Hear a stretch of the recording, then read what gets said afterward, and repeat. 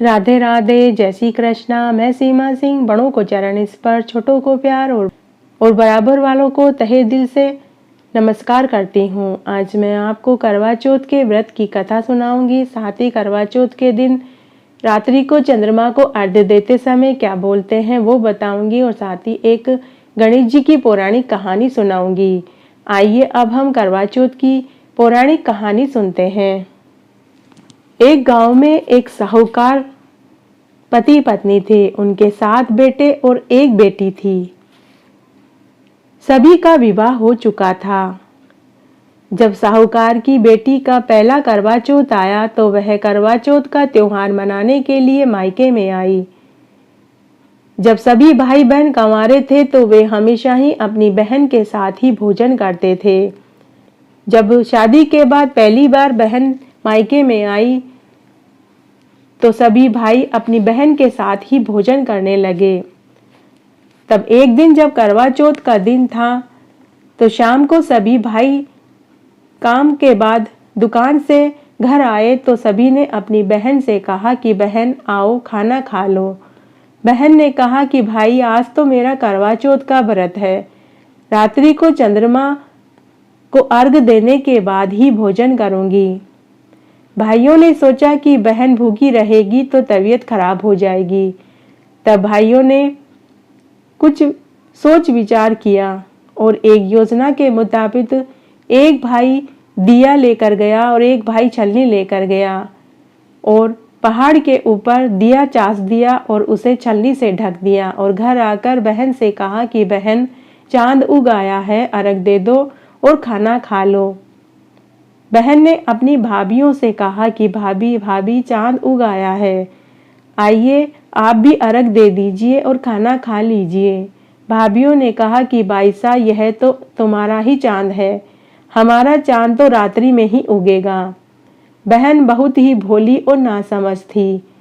भाइयों ने जो छलनी में चांद दिखाया वह उसी को चांद समझ बैठी और अर्घ दे दिया और खाना खाने बैठ गई।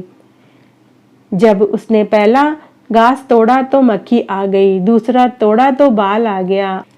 जब उसने तीसरा घास तोड़ा तो ससुराल से बुलावा आ गया कि पति बीमार है, बहू को घर भेज दीजिए। साहूकारनी अपनी बेटी को गोटे के कपड़े पहनाकर भेजना चाहती थी। साहूकारनी ने बक्सा खोला तो कभी काली साड़ी तो कभी नीली तो कभी सफेद साड़ी उसके हाथ में आती। माँ को पहले ही आशंका हो चुकी थी। तब साहूकारनी ने एक साड़ी ली और उस साड़ी के चारों पल्लू को हल्दी से रंग दिया और उसने वही साड़ी अपनी बेटी को पहना दी और कहा कि बेटी यह सोने का टका लो और पल्लू से बांध लो। रास्ते में जो भी तुम्हें मिले उनके सबके पांव छूती हुई जाना और जो तुम्हें अमर सुहाग का आशीर्वाद दे उसे यह सोने का टका दे देना और पल्ले में गांठ बांध लेना। साहूकारनी की बेटी ससुराल चल दी। रास्ते में उसे बहुत सी औरतें मिली। साहूकारनी की बेटी ने सबके पांव छुए लेकिन सबने उसे एक ही आशीर्वाद दिया, जीती रहे खुश रहे, लेकिन किसी ने भी अमर सुहाग का आशीर्वाद नहीं दिया। जब साहूकारनी की बेटी ससुराल में आई तो ससुराल के चबूतरे पर जेठूती बैठी थी। साहूकारनी की बेटी ने जेठूती के पांव छुए तो उसने कहा सीली हो सपूती हो गुड़ सुहागण हो 7 बेटा की माँ हो। साहूकारनी की बेटी ने झट से पल्ले में से सोने का टका निकाला और अपनी जेठूती को दे दिया और पल्ले में गांठ बांध ली। ससुराल में अंदर आई तो उसे पति मरा हुआ मिला। वहां सभी रो रहे थे और सासू अपनी बहू को भला बुरा कह रही थी कि तू मेरे बेटे को खा गई, अभी तो शादी को साल भर भी नहीं हुआ, तू अपशकुनी है। तब साहूकारनी की बेटी अपने मरे हुए पति के सिर को गोद में लेकर बैठ गई और जब लोग उसे जलाने के लिए ले जाने लगे तो उसने जलाने से मना कर दिया। लोगों ने बहुत समझाया कि मुर्दा को घर में नहीं रखते हैं। तब उसने कहा कि आप मुझे जंगल में झोपड़ी बनाकर दे दीजिए, मैं अपने पति को लेकर वहीं रहूंगी। लोगों ने बहुत समझाया लेकिन वो नहीं मानी। तब सास ससुर ने उसे जंगल में झोपड़ी बनाकर दे दी और वह अपने मरे हुए पति को लेकर वहीं रहने लगी और अपने पति की सेवा करने लगी। समय बीतने लगा, तब माही चौथ आई।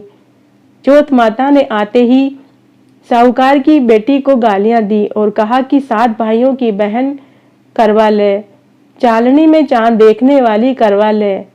तब साहूकारनी की बेटी चौथ माता के पांव पकड़ लेती है और कहती है कि हे माता, मुझे सुहाग दीजिए।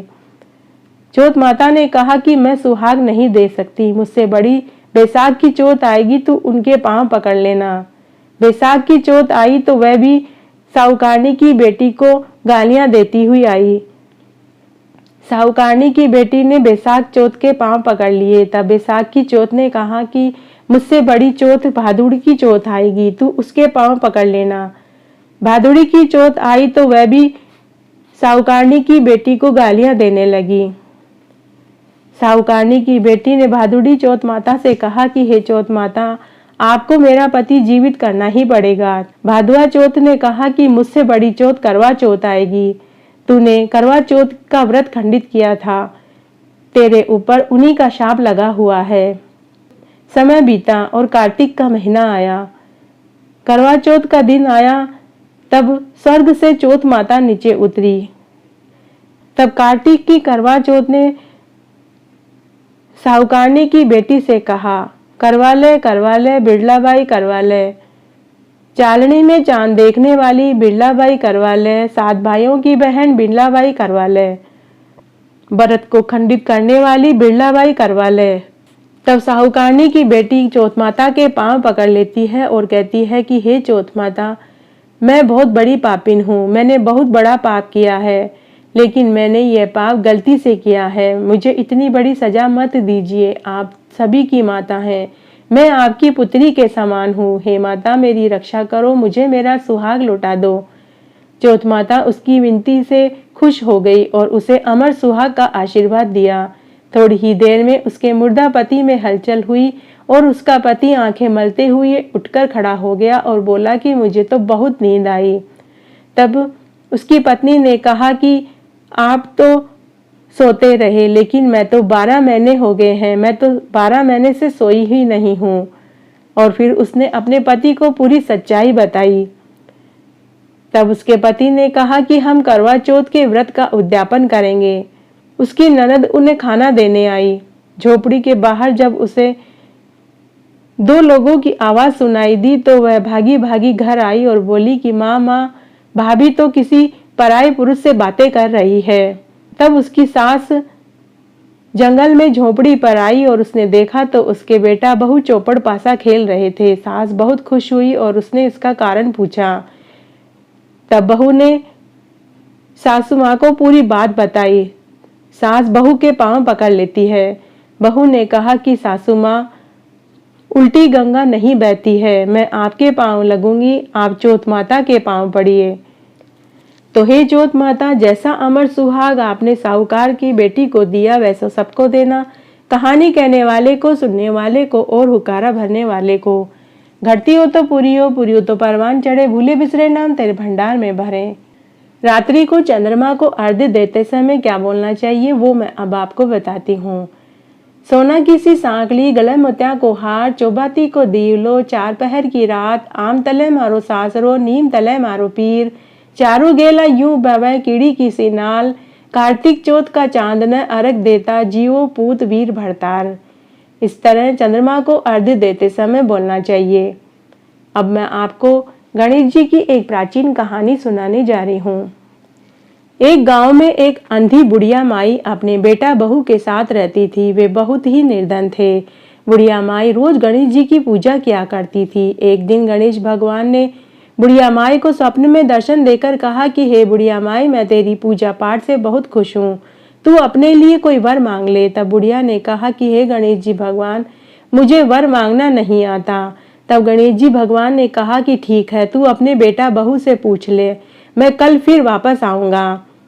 सुबह जब बुढ़िया माई सोकर उठी तो उसने अपने स्वप्न वाली बात अपने बेटा बहू से कही। तब बेटा ने कहा कि माँ, आप तो धन मांग लो। बहू ने कहा कि सासू माँ, आप तो पोता मांग लो। बुढ़िया ने मन ही मन सोचा कि ये दोनों तो अपने मतलब की बातें कर रहे हैं। थोड़ी देर बाद बुढ़िया माई घर के बाहर आकर चबूतरे पर उदास होकर बैठ गई। तभी उसकी पड़ोसन आई और उसने कहा कि बुढ़िया माई, आप उदास क्यों बैठी हैं? बुढ़िया ने अपने स्वप्न वाली बात अपनी पड़ोसन से कही। पड़ोसन ने कहा कि बुढ़िया माई, तू तो कुछ दिनों की मेहमान है, तू तो अपने लिए आंखें मांग ले ताकि तेरा बुढ़ापा अच्छे से कट जाए। तेरे बेटा बहू दोनों ही चालाक हैं, दोनों अपने मतलब की बात कर रहे हैं। ऐसा कहकर पड़ोसन अपने घर चली गई। थोड़ी देर बाद बुढ़िया माई घर के अंदर आई, खाना खाया और सो गई। अर्धरात्रि को गणेश भगवान आए और उसने कहा कि बुढ़िया माई, बोल तुझे क्या चाहिए? तब बुढ़िया माई ने कहा कि हे गणेश जी भगवान, मैं सोने के कटोरे में अपने पोते को दूध पीते हुए देखूं, निरोगी काया मांगू और सब सुख मांगू। तब गणेश भगवान ने कहा कि बुढ़िया माई, तू तो बहुत बड़ी ठग है।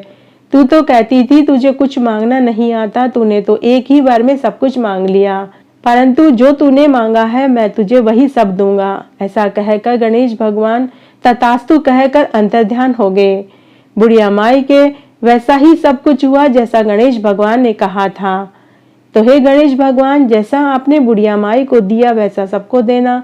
कहानी कहने वाले को, सुनने वाले को और हुकारा भरने वाले को।